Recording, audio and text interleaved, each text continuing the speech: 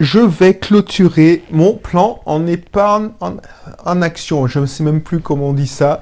PEA. Pourquoi je vais clôturer mon PEA? Bonjour, c'est Belix. Voilà, je suis content de te retrouver pour cette nouvelle émission. Ce sera sûrement un screencast. Voilà, ça fait longtemps que j'ai pas parlé de bourse. C'est normal parce que ça m'intéresse presque plus, tu vois. Parce que j'ai réalisé que c'est pas un truc qui me fait vibrer. C'est bien parce que c'est déjà un truc, mais c'est trop éloigné de mon mindset d'entrepreneur. Ça, c'était quand j'étais un slow learner, c'est-à-dire que j'étais peut-être comme toi, salarié, qui a besoin de mettre du beurre dans ses épinards, de se faire des compléments de revenus. Donc, je cherchais et j'avais pas beaucoup de temps me consacrer à mes business. Donc, j'investissais en épargne en action, contre-titres. Alors, j'ai jamais eu de contre-titres, mais en action, j'achetais des actions françaises. Alors, je me suis pas intéressé aux actions américaines. Mais voilà, j'investissais, j'achetais des produits financiers comme les assurances vie. J'avais fait d'ailleurs une émission dessus. Et le mérite, c'est que c'était passif. Parce que je faisais pas du trading. De l'investissement en récoltant des dividendes. Donc, je ne crache pas dans la soupe. Franchement, ça a été cool. J'ai gagné pas mal grâce à ça. Mais finalement, je vais solder mon PEA. Pourquoi? Je t'en dis plus, mais si ce n'est pas encore le cas, n'hésite pas à t'abonner dans un de mes cursus déjà et à t'abonner à ce contenu.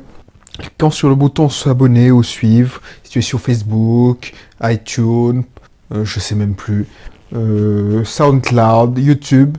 YouTube, n'hésite pas à cliquer sur la notification, la cloche, comme ça tu seras prévenu. Voilà, ici on parle d'entrepreneuriat, d'investissement locatif et surtout le mindset. Je partage aussi mes états d'âme, mes réflexions.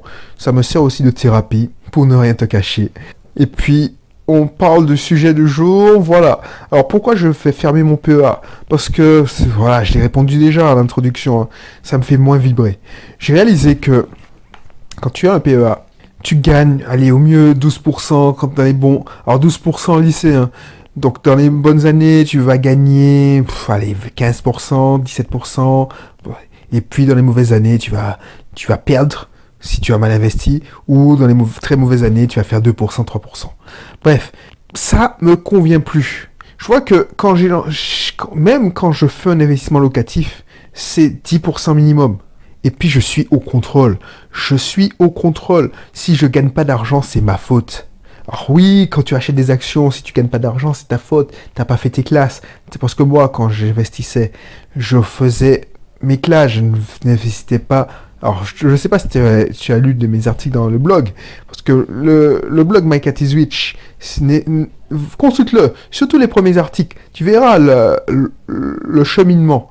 Je suis passé de cadre moyen salarié, peut-être comme toi, qui cherche à gagner son indépendance financière, sa liberté financière, préparer sa retraite, voilà, à l'entrepreneur fou que je suis maintenant, où voilà, je cherche à avoir des rentabilités de malade, sans prendre des risques insensés. Par exemple, je ne suis plus un chasseur d'argent. J'ai connu ma période chasseur d'argent.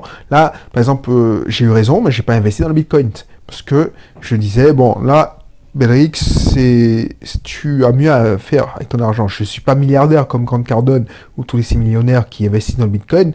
J'ai pas de... Moi, mon patrimoine en cours... moi, voilà, je ne suis pas milliardaire. Donc voilà, je peux pas jouer avec mon argent. Bref. Donc du coup, j'avais déjà... Quand j'ai lu la première fois Millionnaire Fastlane, quand j'ai commencé mon cursus, tu as vu, My Cat is Rich, le blog, c'était une sorte de journal intime. Donc je suis parti...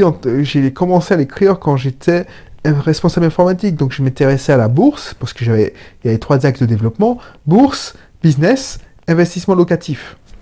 Donc, j'ai beaucoup parlé d'investissement locatif quand ça m'intéressait plus précisément. Ensuite, j'ai beaucoup parlé de business. J'ai parlé au tout début de la bourse. J'ai expliqué comment j'investissais en PEA, bref. Et si ça t'intéresse, va consulter le blog MyCatiswitch ou télécharge mon guide. Comme ça, tu auras un beau panorama, le guide sur l'indépendance financière. Pourquoi je fais ça et comment j'investis. Et tu verras mes axes. Et à l'époque, j'investissais pas dans le trading, donc ça c'est un business. Quand tu fais un trading, c'est comme si tu fais de l'achat-revente, tu es un marchand de sommeil, enfin non, un marchand, tu es pas un marchand de sommeil, tu es, comment on appelle ça? Non, je vais vous couper. Oui, tu es un marchand de biens?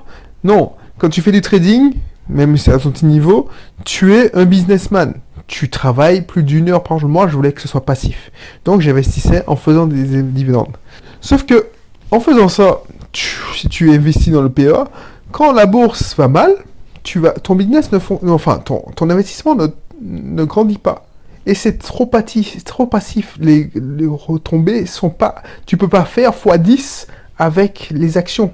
Sauf si tu tombes sur une licorne et que tu achètes une action qui va exploser. Genre, tu as acheté de l'Apple en 91 quand ça valait rien, et puis maintenant tu le conserves et ça vaut, 100 fois, 10 fois la mise.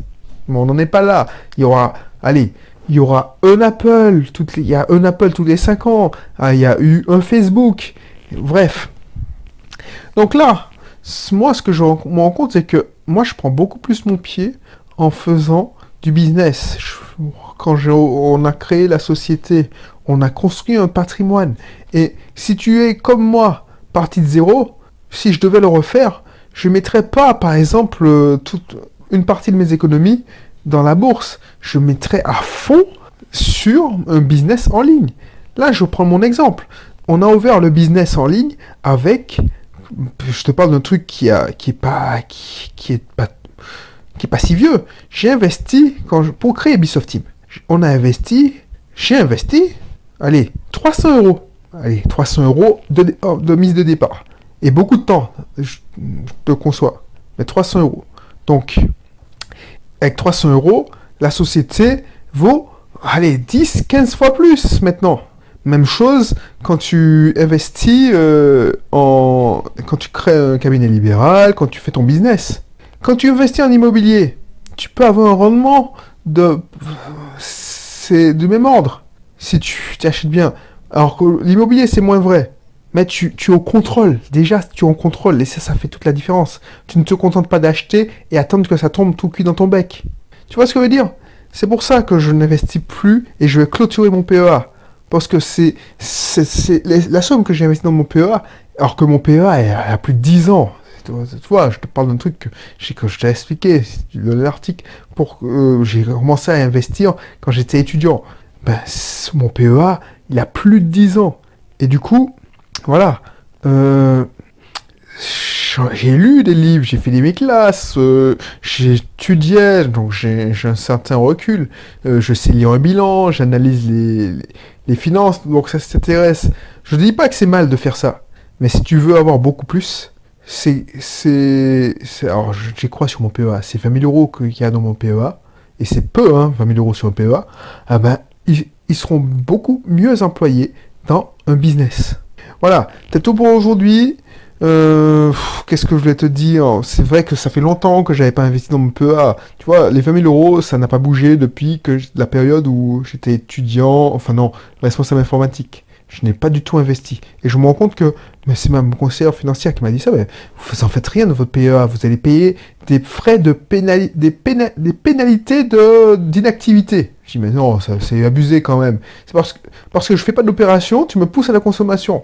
Ben va-t'en, quoi. Va-t'en. Et ce sera mieux investi dans mon business. Au moins, si je les perds, cet argent, ben, ce sera de ma faute.